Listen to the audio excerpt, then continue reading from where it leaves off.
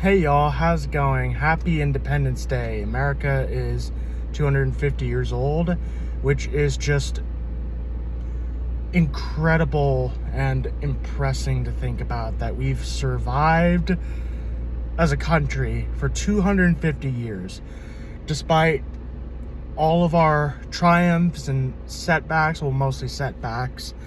And July 4th is not just about the commemoration of our Declaration of Independence. It's not just about America's birthday. It's also a reflection on how far we've come and all that has happened, the good, the bad, and the ugly parts of American history. And I wanted to use today to take a moment to say that America is worth celebrating. Do I think she's perfect? No. Do I think there are things that could be better improved in this country? Yes. But through it all, I believe that she is worth celebrating because before 1776, there has never been a revolution that was successful long-term like ours.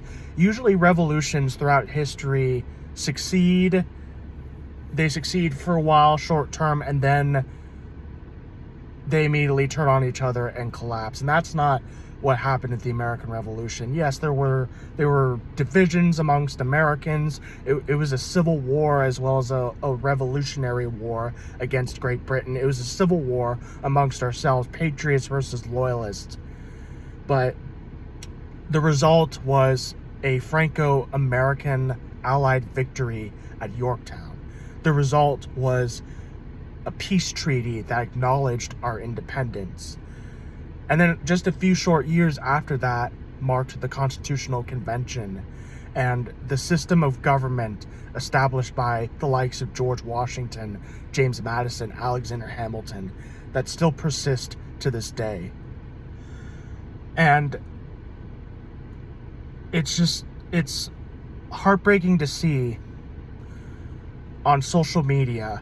I'm not saying this is a reflection of real life, because I think that most Americans, regardless of where we fall on the spectrum, regardless of who we voted for, we want to celebrate this day. But social media is a different animal, because I go on Threads today and I see a lot of comments with nothing but contempt for Independence Day.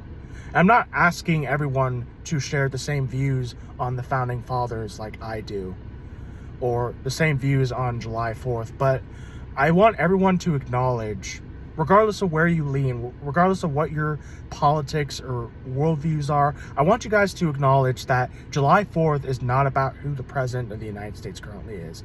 It's not about any one single person. It's about the country collectively. It's about how far we've come since that day in 1776, when 56 delegates of the Continental Congress gathered and voted and adopted on the Declaration of Independence and ultimately signed it.